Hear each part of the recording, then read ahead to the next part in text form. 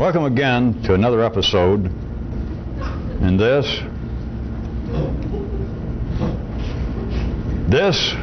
where our premise is we ain't got no premise.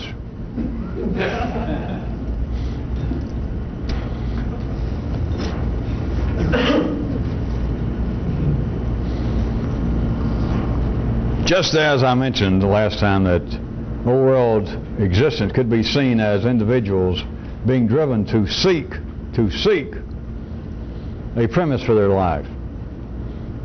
Some of you, I bet, I'll hope, already suspected that the next part I saved for tonight was to point out that although that could be described from a quite proper and valid view, that is a kind of working definition of an ordinary person's existence, a real explorer, a real revolutionist, a person doing this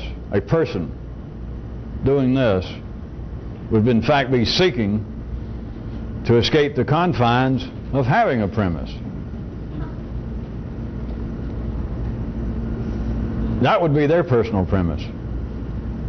In case you find any of the confounding humor that I started out of saying our premise here is that we ain't got no premise, then the premise of someone attempting to do this, by my latest partial, inadequate, impossible description, which is just for the night, just for the second, is that this kind of activity is someone seeking as their premise to escape from having a premise. A real high-definition thinker could not be satisfied to be living any sort of existence based upon a premise which is going to be forever unknown.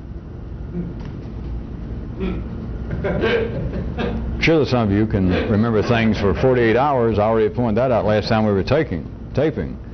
But the few dance numbers or years to you people that you're here, it would not be adequate to somebody doing this to be basing their existence on this unknown premise. In the 3D world, it is inescapable the following: that an unknown premise can only produce, the only thing it can follow from an unknown premise is unknown arguments, unknown conclusions. If unknown is not direct enough for you, perhaps you can see that synonymously, if your life is based upon an unknown, nobody can identify it, premise, you could also look at synonymously as being a dumb premise. Wouldn't you accept that? If it's unknown, assume it's dumb, foolish, ignorant. Likewise, the only thing that can follow from a dumb premise is a dumb argument, a dumb conclusion.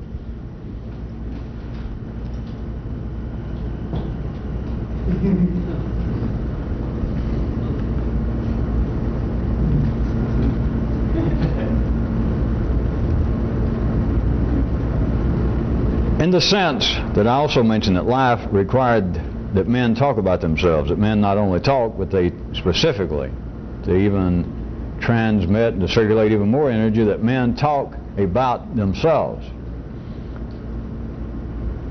In that life needs that, then men, whether they are talking about themselves, pro or con, to ever talk about themselves, each person must have a premise for their life. You would have nothing pro or con to say.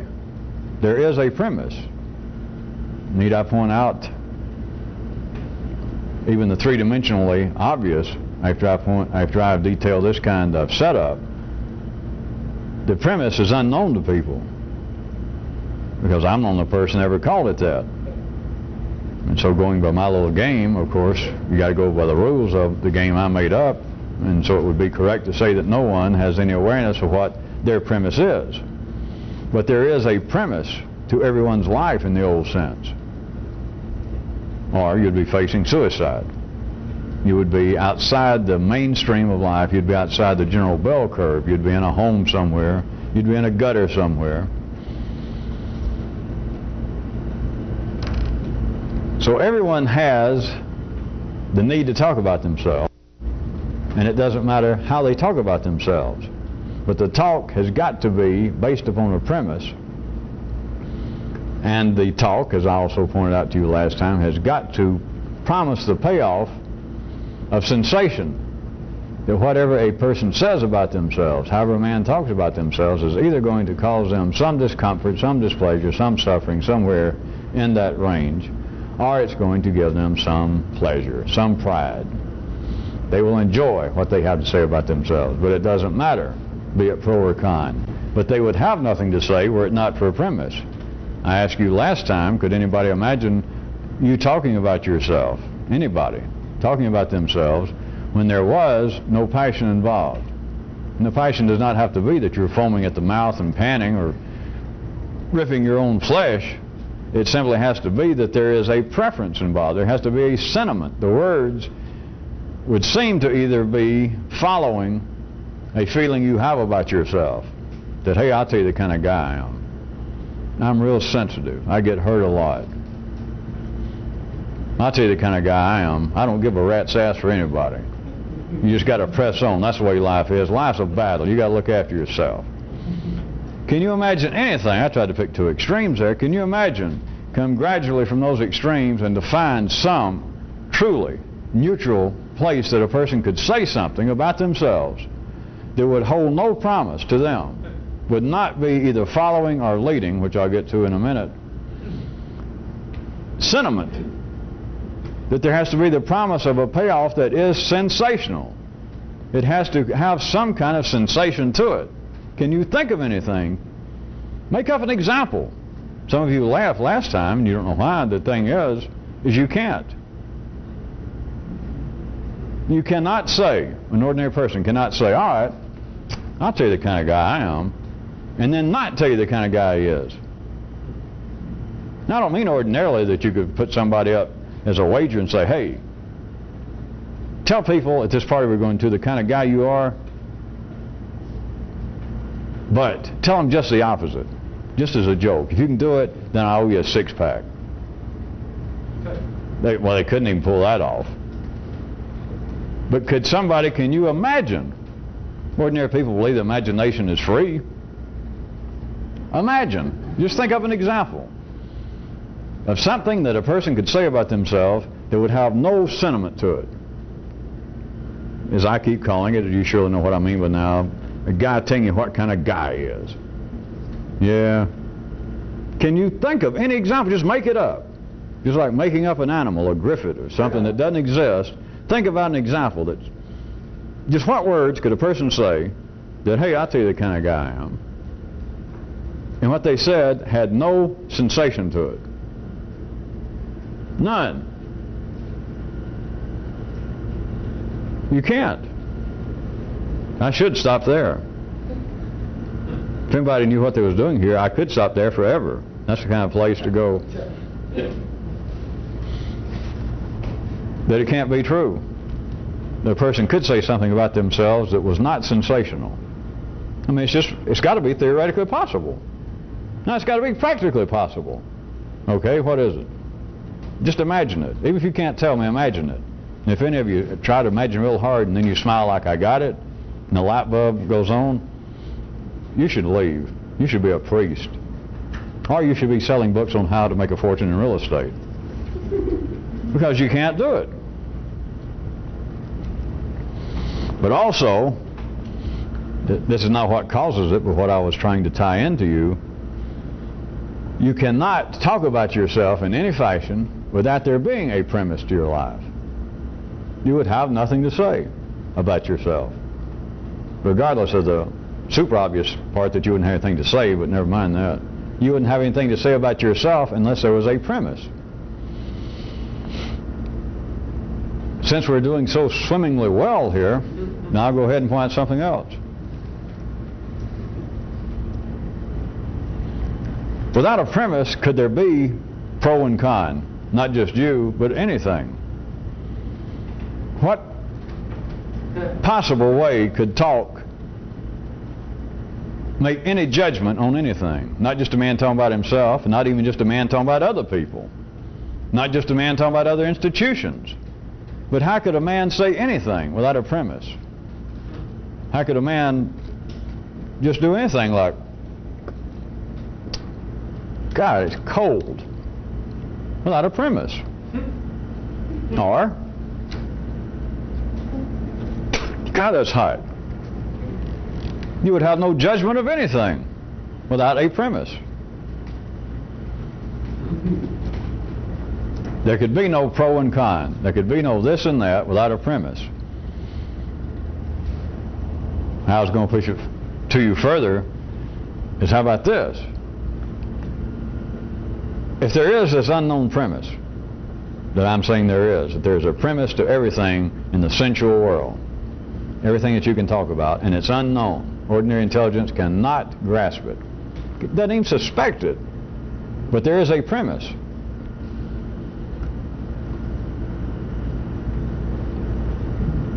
What's involved with life being arranged in such a way that man cannot see the premise?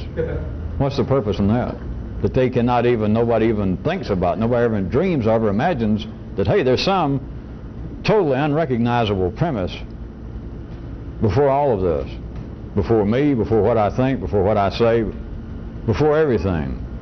There is an unknown prior assertion upon which all of this is based.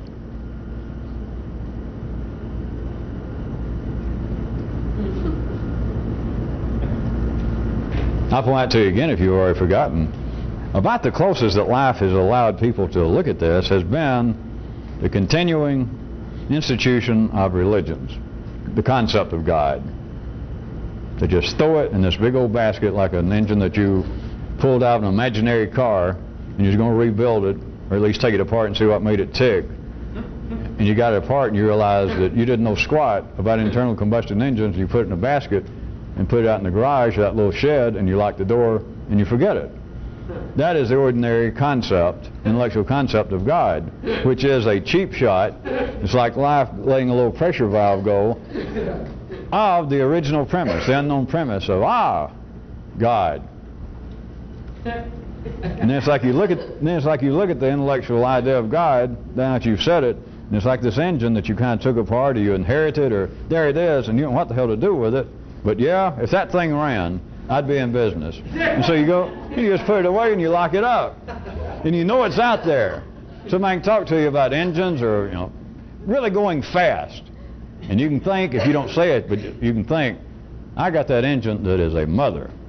It's out there if I ever get around to it, but I know I got it. That's about the closest. That is the initial unknown premise is God. But you surely by now, you people have got to see, that is one of the great feats of legerdemain by life, because it's like giving you an answer that is no answer.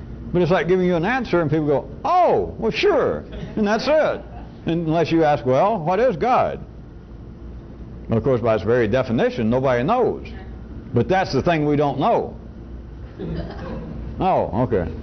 In other words, that is the unknown, unidentifiable premise. Oh, okay. So what does it represent? Well, we don't know. But that's it. I got the engine out there.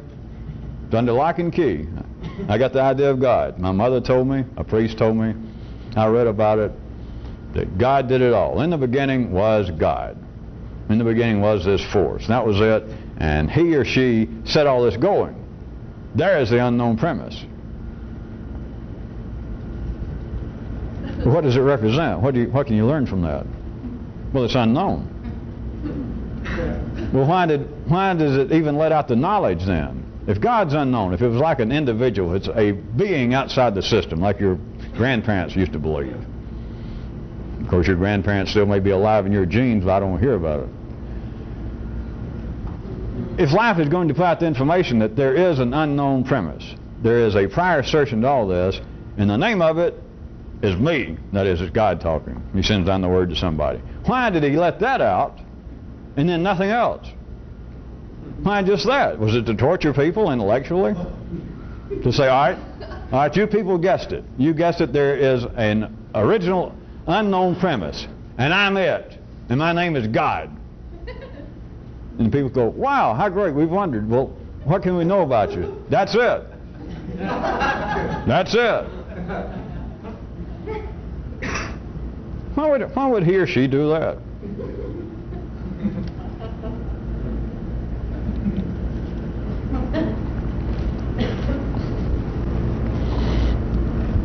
Also, when I said that a real explorer would be seeking not to find a premise for his or her life, but would indeed be seeking to escape from the limits of it. Well, likewise, once you begin to see what I'm talking about, you find out that you already are driven to be seeking an escape, to avoid, to get freedom from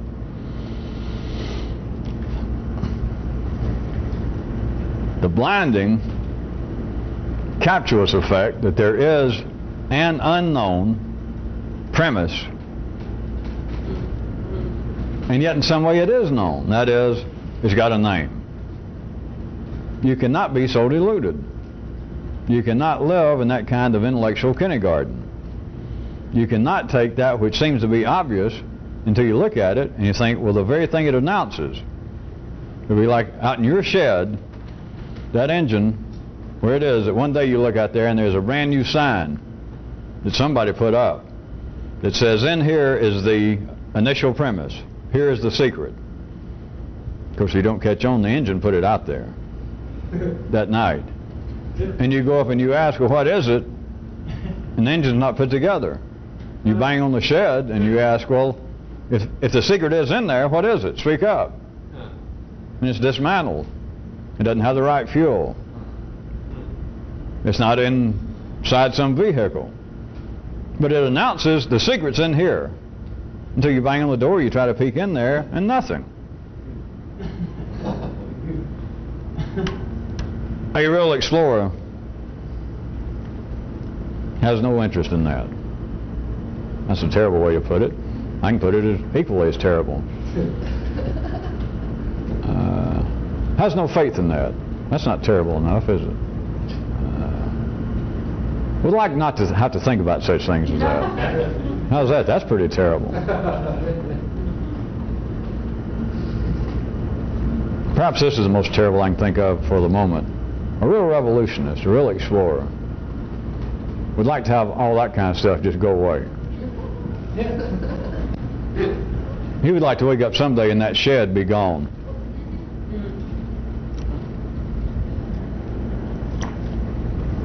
Put a slightly better way, if you're going to continue this, if you're going to get away from the old world, it's got to be gone. That is, you can no longer entertain it, you can't look at it, you can't hang around it, you can't expect some information to come from the shed, to come from an unknown premise that life apparently has let people name. For people to say, yeah, there's a secret, there's a secret. What is it? Well, that's the point. It is a secret and we can't know about it. You can't stay there. And there's no way out of it. There's nothing to figure out.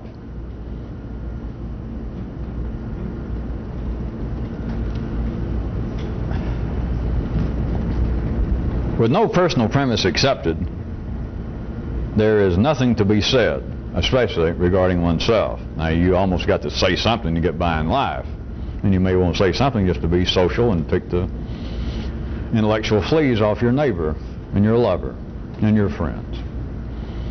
But if there is no personal premise accepted, if you have not personally accepted this shed, this dismantled engine, this secret that has a name, and the name of it is I'm a secret, which is a part of everyone's personal premise. If you don't accept that personal premise, then you got nothing to say about you. You will not be part of that general circulation of that kind of energy in life's body. It's not, I'll repeat again, if you'd like me to, not talking about oneself is all but the most infantile here. Has got to know by now has nothing to do with any kind of humility, sham humility, real humility, if there was real humility, which would be real sham humility. Got nothing to do with egoism, got nothing to do with laying low, it's got nothing to do with standing tall, it's got nothing to do with being round or triangular. It's got nothing to do with green or being over 4'7". It's got nothing to do with any of that. It has to do with the fact that if you're talking about yourself, you are in the line of fire. You are part of the line of fire.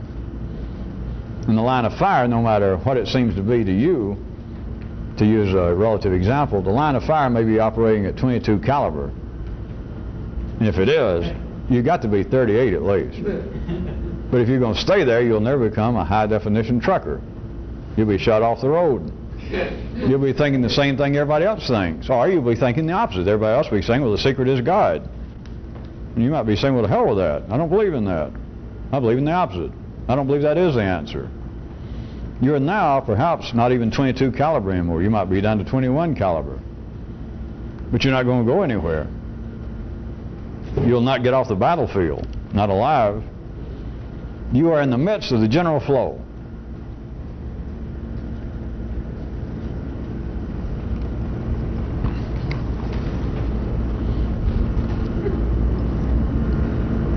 Let me present part of what I was talking about. Does anybody find Fridays at times to be almost surrealistic? And if so, do you blame it on me? I'm not saying that I shouldn't take the blame. Maybe it's the smell of the weekend. Maybe it's the call of the wild.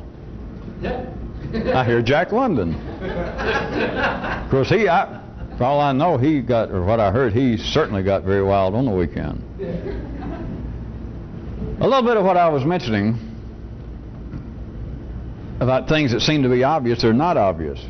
That all you got to do is be able to do a little thinking. You don't even have to get outside. You don't have to get out of the territorial waters of Spain to head to the New World. Just get outside the port. Just get away from the pier to where everybody else is, staying around smelling, talking, looking, hearing, feeling the ways that everybody did in 1492. You don't have to get way out of sight, much less to a new territory. Just get a little bit away. Just push away from the pier and refuse to reach out and touch them for a minute, and to see that the very things that are called, such as, yes, there is a secret, and the secret is God. Well, I'm glad to know that. Now, what can you tell me about God? Nothing. If you push away from the shore just a little bit, you realize not that that's wrong, not that they're foolish. It's just too cute for words. Once you get away from the pier, you begin to have some knowledge of the fact, personally, that this is not a linear world. It's not. If it was, then that would make sense, what I just said. That yes, you got it. We never called it an unknown premise. But you're right, there is some kind of original cause of everything that's before our existence here. All right, what is it? It's God. Whew, what a relief. I've been looking for that answer anywhere. All right, come on, fill me in, let me know. Nothing to tell. We don't know a damn thing except God did it. Is that linear enough? Is that it? Unless you can push away from that just for a second. If you can get into some place in your brain, there's no room for criticism of that. That's beyond criticism. I mean, if you could be critical of that, if you could be sarcastic, if you could find that ironic, you're not even close to the docks. Forget about getting in your own little boat and getting anywhere away from the pier. You're still downtown. You're not even within smelling distance of salt water.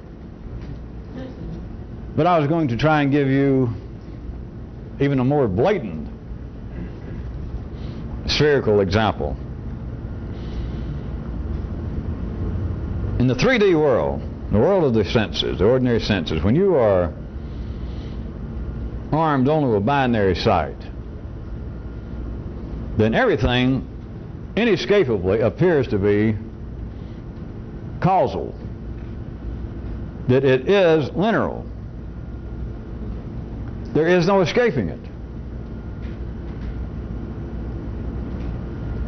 And yet I was going to give you another example of things that would appear to be obvious unless you can just run out your own little thinking screen and put in a few more lines in the 520 and start, even if it's not high definition thinking, just to make the damn picture clear up just a little bit for a second, to realize that there is more possibility of transmitting energy or receiving information than your TV screen is picking up.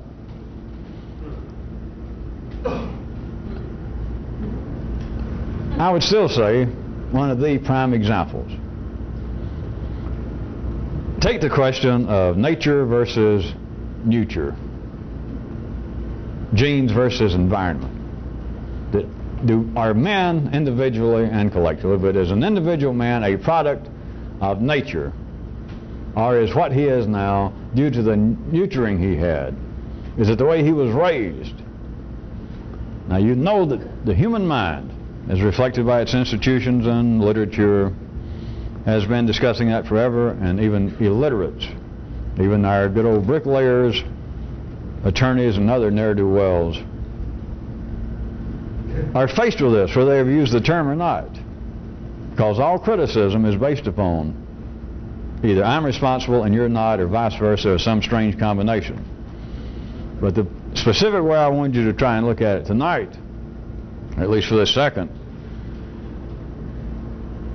the question of human nature, behavior, is it caused by one's birth, by what one is, or one's genes, or one's heredity, or is it due to one's environment after they're born? All the forces that have acted on them from without. The environment itself of all kinds, physical, psychological, spiritual, and any other thing. All right. In a linear world, it's got to be one or the other. That's obvious. It's obvious. It's obvious to everybody. Now, what is not obvious is which one it is. Well, and even those that really become sophisticated thinkers back in the old part of town, they even say, well, it could be a little of this and it could be a little of that. But still, it's those two. Now, it's either one or the other or some kind of combination. All right, that is obvious. I've never questioned that. That is obvious to anybody. What's not obvious is this has never satisfied, either answer has never satisfied anybody, including the person who said it. Now, nobody's ever recognized that. But now I point out, and you can say, well, shit, that's obvious as hell. Now I think about it. Because you can think to yourself that you probably are as well read or better than I am. And you think, well, that's true. Everybody from philosophers, I can think all the way back to some of the Greeks who were talking about that, right up until modern psychologists. No matter what position a person takes, they are not completely satisfied. They're not. I don't care who it is. Life has not arranged things that even the full-fledged academics, people who write a book, and the book may be entitled Genetics versus Environment, the final answer. And so it may be some psychologist or biologist or psychiatrist. And his book, after it's reviewed, on the dust jacket, the blurb to describe the book may say that he comes down in favor of either one or the other.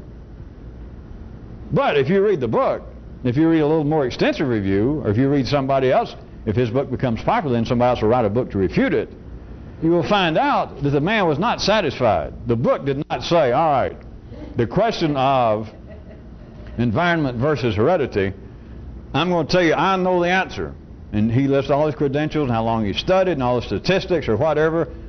Of course, if he's an academic, he's not going to say that God told him. But he's going to say, all right, my premise is that it's nature. But if you will read the book, you don't have to, trust me, you should know this, you should be able to feel it. He is not satisfied. If he was, the book would be 1 page long. But it'll be for 300 or 400 or 500, 600 pages, and most of it's taken up with what he's saying. He won't even realize it now. Not as clearly as I'm pointing out to you. He is not satisfied with the answer. You know why? Because it is obviously one or the other, unless you think about it. But nobody's even gone to the point, just one step past that, just one neural connection in a strange land past that, to realize, all right, first it's obvious. It's got to be one or the other. And that's obvious to any intelligent, sophisticated, fully functioning, intellectual human on this planet. It's obvious that one or the other causes either human behavior in toto, or else we'd have to break it down into segments, and it would still just be even a little more specific, that each thing is either caused by one's heredity or one's postnatal environment. It's got to be one or the other. All right, that's obvious. That is obvious.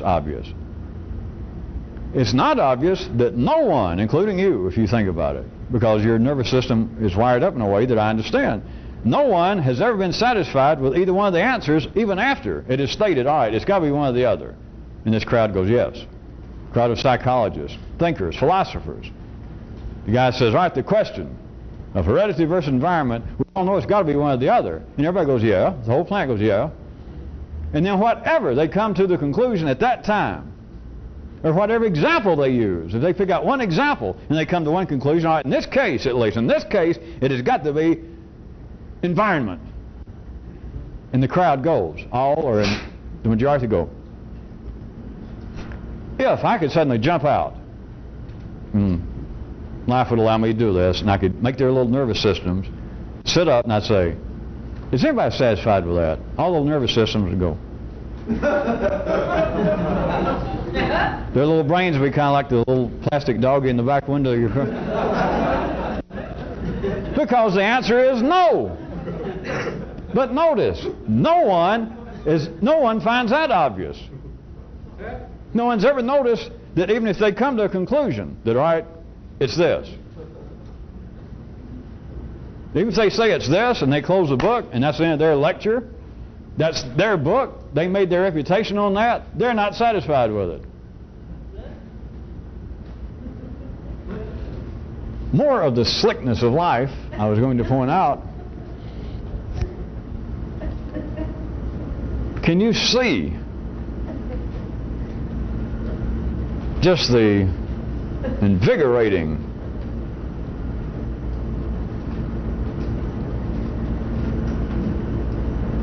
distraction that life causes in the human nervous system? To take something as basic as that, to the operations, to man's mapping and thinking of the operations of his own behavior, that there's only two possibilities, either in general or in specific cases, of why I, you, everybody acts like they do. There's only two. I mean, we can just get past that immediately. It's either you were born that way, it's just inescapable, it's heredity, or else it's because of influences that have happened to you since you've been born. I mean, ain't no sense staying here and talking about that. We all know that. We've known that for thousands and thousands of years. All right, let's go on. Wait a minute. See, nobody's ever stopped and looked at the obvious and went, that ain't obvious. Well, it's obvious. It's obvious that my nervous system, my brain, has to think that. I can't think of any other possibility. But it's also obvious, if you can do a little heavy thinking in a new area, it's also obvious that neither me, you, or anybody else can pick out any one of them at any particular time and go, yep, that's it, and be satisfied. That is, that the energy runs through you and reaches a conclusion and goes, huh. Never, never, never, never, or we would not have sensations that are labeled guilt. We would not have human activity known as apologies. We would not have talking about oneself, wherein you must play mea culpa.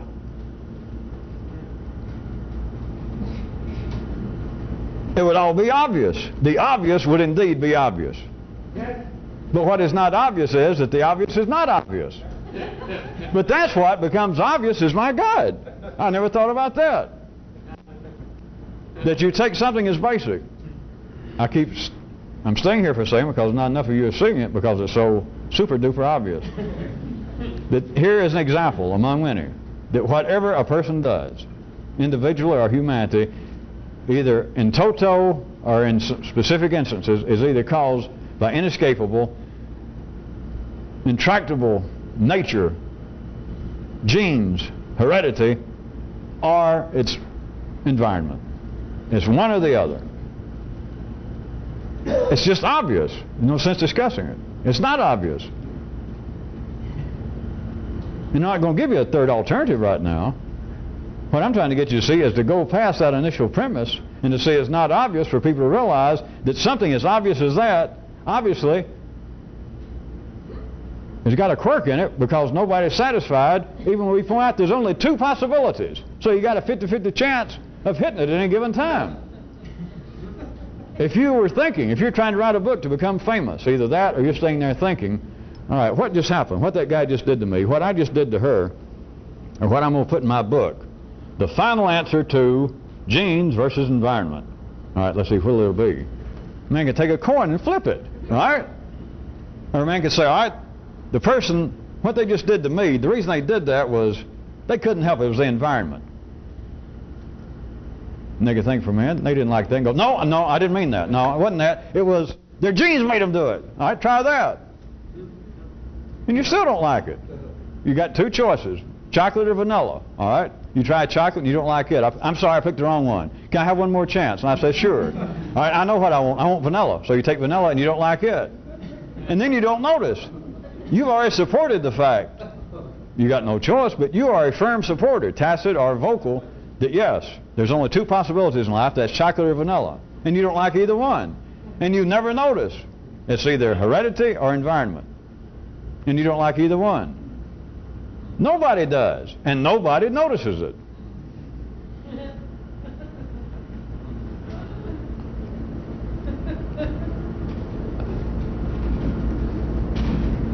What should be obvious when you can begin to think in new territory is that it's obvious that in this particular case, in all cases, but in this particular case, if it's got to be either nature or environment, it does not. If it did, then one of them would satisfy. Or one of them would satisfy right now, and then 5 minutes later switch over. But none of them satisfies. And we're not talking, of course, psychologically, sociologically. We're talking about that the run of energy through you into the nervous system, wherein it seems to be going in some satisfying, hopefully satisfying, linear fashion, that I'm going from some premise and I'm going to come to some conclusion. I'll get to the end of the sentence, I'll get to something, and I'll feel good. It will be pleasurable. It will be like an intellectual orgasm after all of this foreplay. 35, 42 years of foreplay, and I'm about to get it. And nobody notices I never get it. And nobody notices that nobody ever gets it. The whole world is like intellectually still humping away for thousands of years. And it's like everybody hollers, you know, like Stephen Foster, I'm coming, and nothing ever happens. They don't notice that.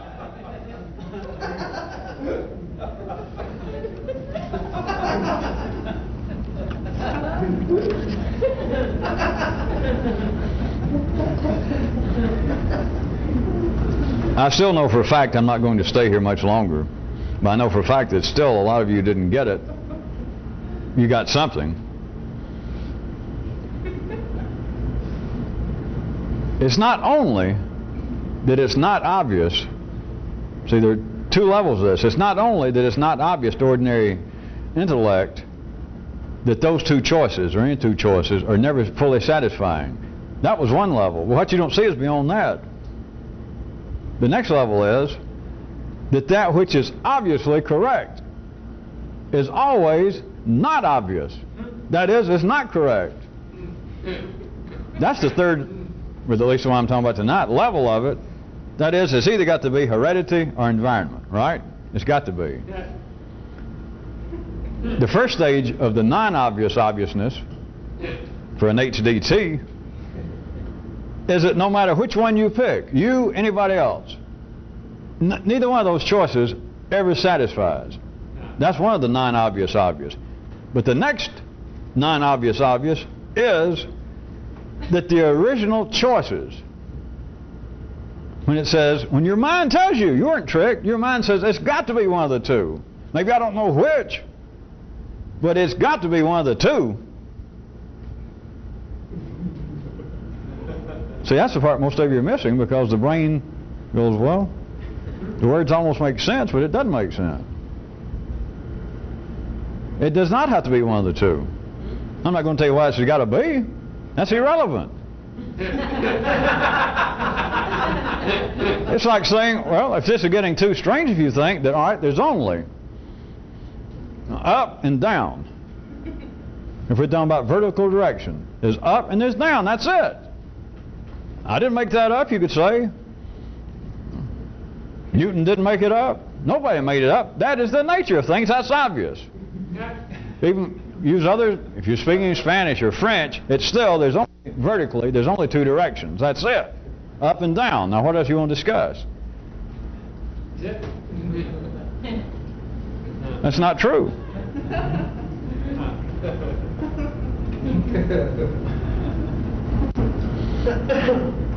It's only in the world of premises that everything inalterably leads to such sophomoric conclusions. That is, that always there is a limit to choices. And as you hangers-on know by now, it would seem to be almost always just about limited to two. Even when it seems to be more, like Baskin-Robbins may have 22 flavors, but it amounts to two flavors. Those you like and those you don't. So they can expand it beyond chocolate and vanilla to where they've got 122. But there's still only two flavors to you. Those you like and those you don't. That's obvious. There can't be any more, right? That's obvious.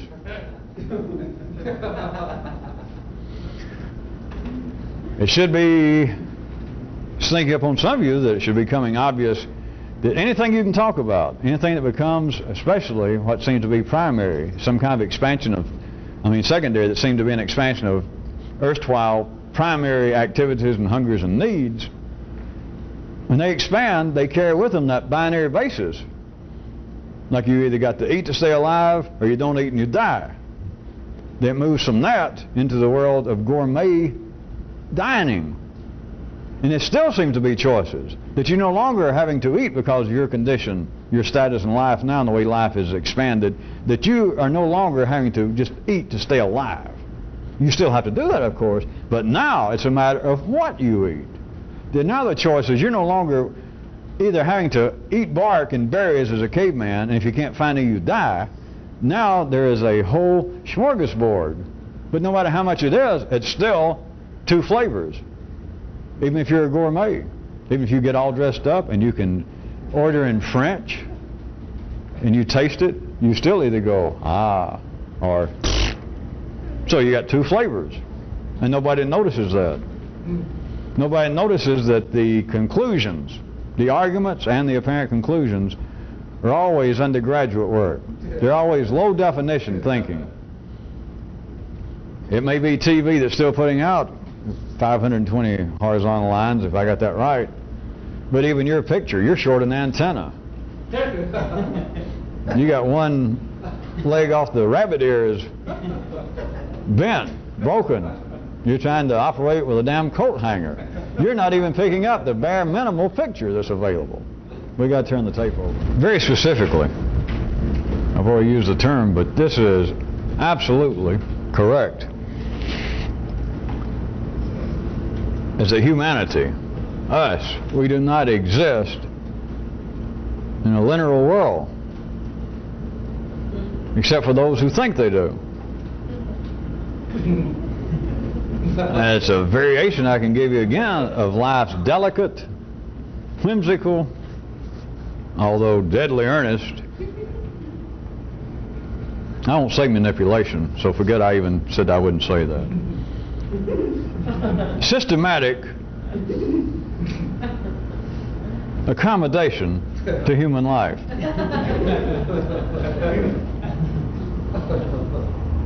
And it comes out truly, though, like this, that if you're made to think it's true, by God it is for you. And there's no way out. That's obvious. But nobody can see that's obvious. If you recall, I did a variation of this some weeks back. This is the kind of thing that life even lets come out. And it almost makes some sense. But it seems to be of no particular value. And it seems to be so relative in a truly linear world that ordinary intelligence would take no practical notice of it to say that whatever anybody thinks for them is true. Life has arranged things that multitudes, many multitudes, In fact, a lot of people could hear that and go, big deal. You're just saying everybody's got their own kind of intellectual peccadillos and everybody's a little egocentric, and that what anybody believes is true for them. I mean, if somebody believes that spirits from Saturn are talking to them, well, who might I say? They're nuts, but hell, if they believe it, then it's true for them. So notice, you can just dismiss that completely. A real explorer would not dismiss that completely, because if for no other reason, not just to satisfy me, not just because I said it, but at first he might think, by God, that's true. And then he might try and do, or it might happen to him, the same thing that I'm trying to do for you at times, not to do for you ultimately, but to try and get you started, for me to kind of jumpstart your brain in a certain way, is if you heard, or if you thought to yourself, all right, well, let's say you heard me say it, that if it's true for you, then it's true. And you go, well, yeah, shit, that ain't no big deal.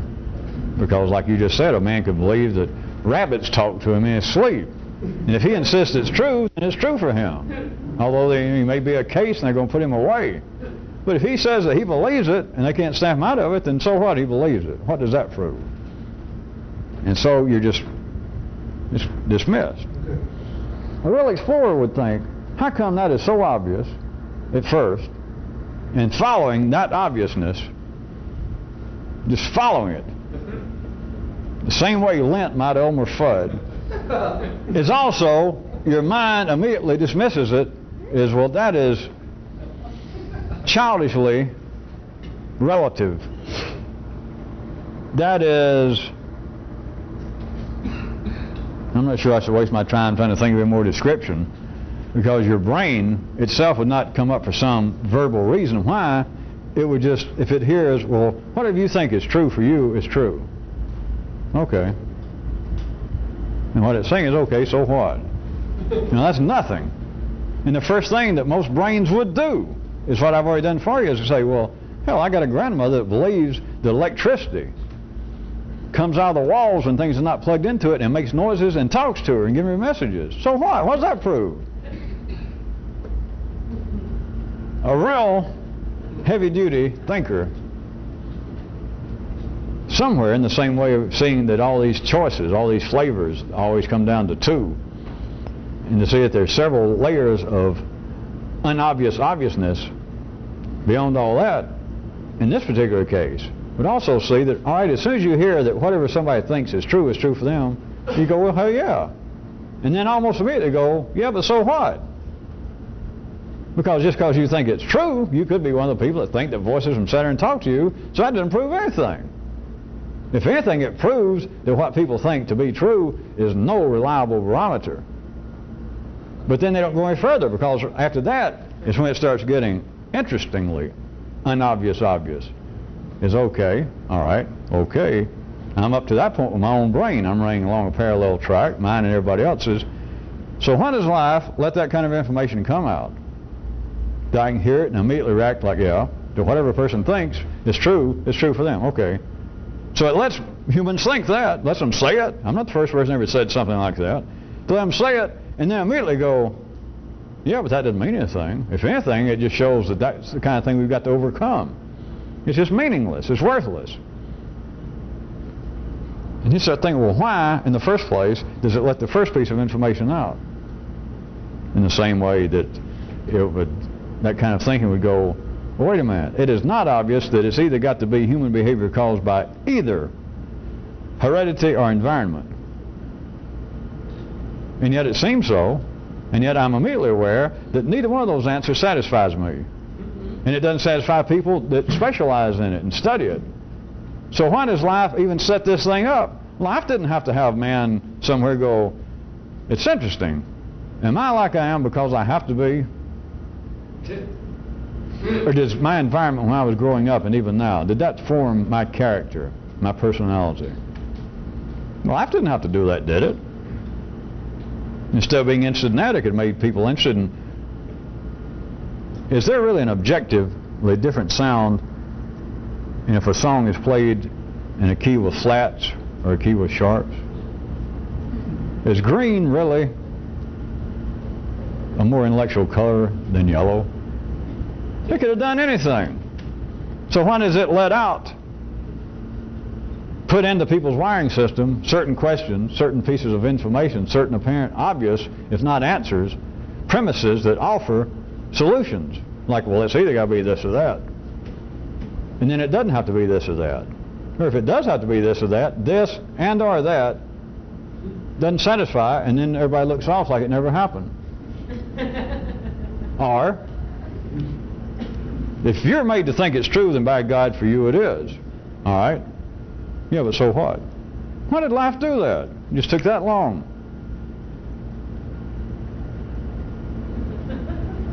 Not only why did life do that, the other stage is, why did life do that, and then didn't, here and there, which of course it did, as witnessed by us being here, but after it did that, why did a whole bunch of people go, hey, did you see what I just did to you? And then make a whole bunch of people go, hey, that's weird.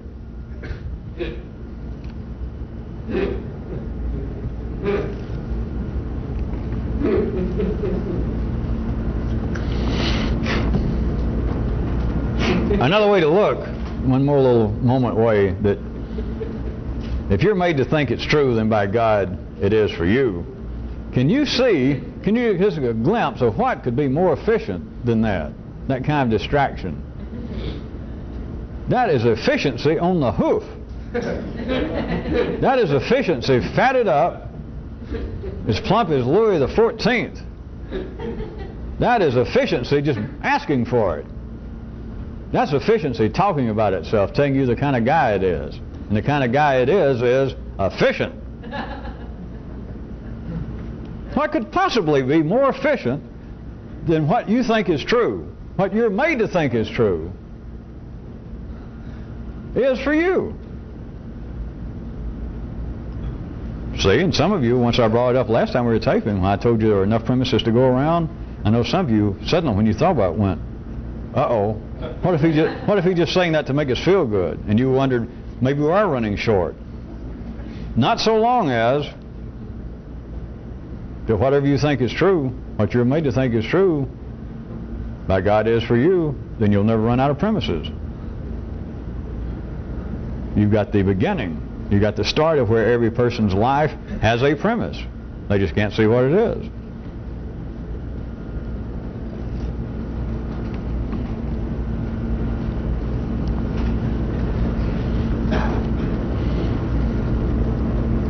Another corner light, touching on this larger plantation, this surrealistic plantation perhaps of this Friday, is that we do not actually exist where we think we do. That's humanity, and that's individuals. That is a more complex, the totality of our existence, as reflected by what we see through our senses here, is only partial. And it is an absolute. You can put it down as one of my unknown laws that nobody, that's what I meant by we, is we do not exist where we think we do. You can keep that on the level of the pronoun we of humanity, or you can take it personally. At old world intelligence, at the level of that, is no one exists where they think they do. And as always, with all of my good laws, or these good laws, they're not necessarily mine, I just put the clothes on them. And you may find I'm a pretty cheap tailor. I'm just the only one you can find. But you can say to yourself, wherever a person, wherever you think you live, wherever you think you live, you do not. And as always with these kind of beautiful laws that I started to say, there are no exceptions to it, because it's really doesn't have a premise anyway, but there is no exception. So if a man says, or if one whole segment of humanity says, I believe that we live at point X physically, or we live at point X2 metaphorically, and another large group of humanity says, nay, nay, and are equally as vociferous as saying that we live, we exist in area Y. It doesn't matter. A good law can accommodate everybody. That's what a good law is. That's why these kind of laws are not known. Because these kind of laws to ordinary intelligence, they hear it and they go, well, shit, that ain't no law at all. The only thing you said that there is no law. I told you that tonight when we started. This is the kind of operation, this kind of activity that our premise is, we ain't got no premise. Yeah, but you can't do that. A good law includes anything. No matter where you think you exist, you do not. We do not exist where we think we do.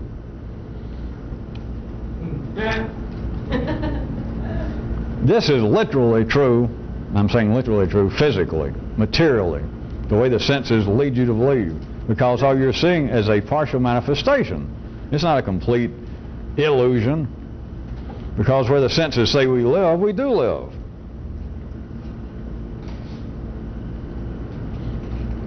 But we do not actually exist where we think we do.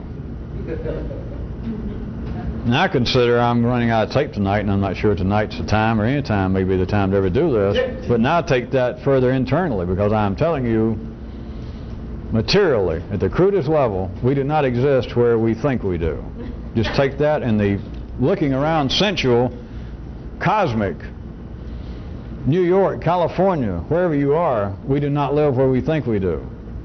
Now, in the invisible realm of internally, we do not live where we think we do.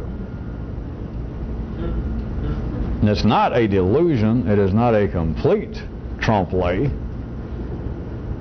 because where we live, that we can sensually identify and think about, where we live is a manifestation, is a partial reflection of where you live, where we live. But that part which the senses give you, including the brain, that tells you where we live, we do not live where we think we live. Did we increase the potential of surrealism as I went along tonight? Should I just cut the tape here and just stop? That was not the intention for the night. Where the senses began is where all premises start.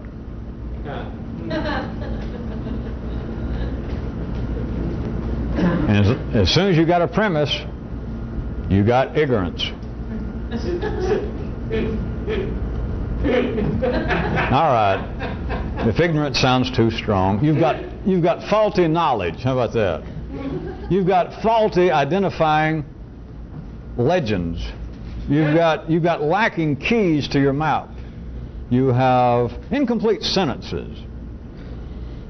But it's known in some intellectual circles in the South as ignorance. That's what you got. And so you don't live where you think you do. You do not exist there. The parts of you that think you exist there, and they do. Because remember, if you're made to think it's true, by God, it is for you. So the part of you that thinks, well, I live here. The part of you that thinks, I live here internally. The part of you that thinks, I am such and such person, that's the kind of guy I am. That is the kind of guy you are. I'll tell you what I think, and you just did. Well, now I'm not sure I know it all. Well, that's it. Well, I mean, there's some things I do know specifically. Now, there's a few things I do know, but I'm going to tell you the truth. There's a lot of things I don't know. Got you. That's it. That's where he lives.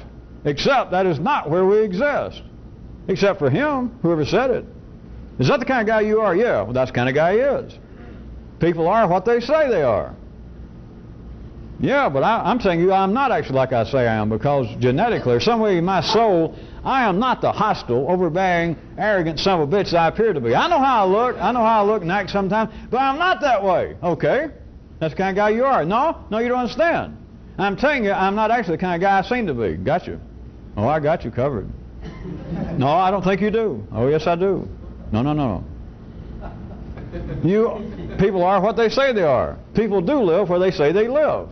Except I'm saying we do not exist where we appear to exist. You don't live where you say you live. Unless you say you live there, and then you do. Yeah, but that doesn't make any sense. Yeah, but that makes all the sense in the world. It just doesn't make any sense in a linear world. But I told you, we don't live in a linear world unless you think you do. And then you do. And then, of course, all of this, surrealistic, I guess, would be an understatement to be charitable.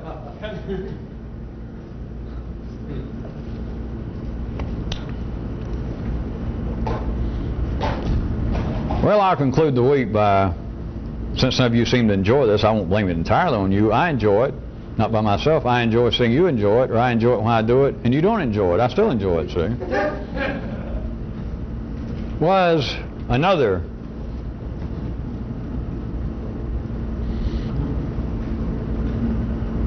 one of the impossible, never to be possible names or descriptions for this kind of activity.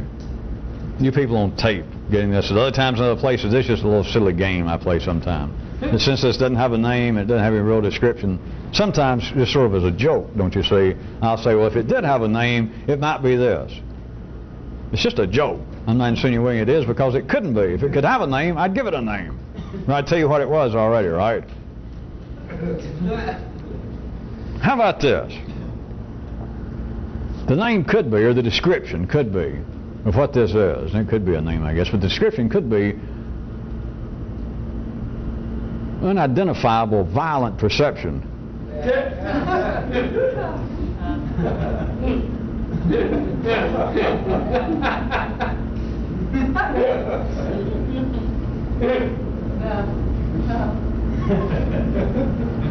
Mitigated murder on the Mental Express. With no apologies to Dame Agatha. Violent perception. That's all for the public tape.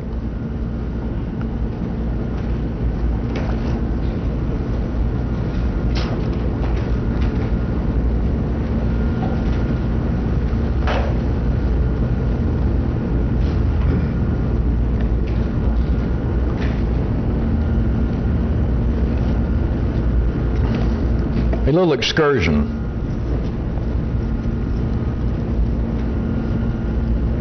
Ask yourself. Investigate yourself. See what you can think of. You don't have to report to me.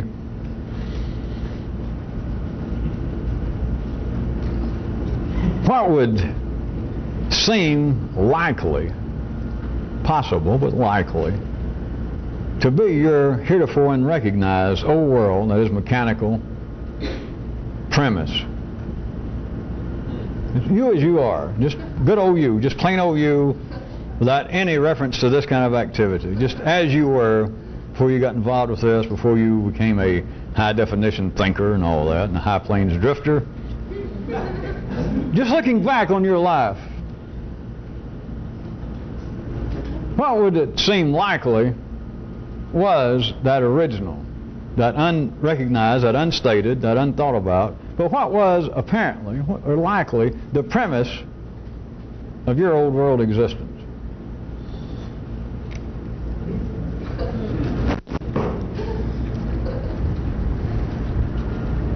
Is it really Friday? How about...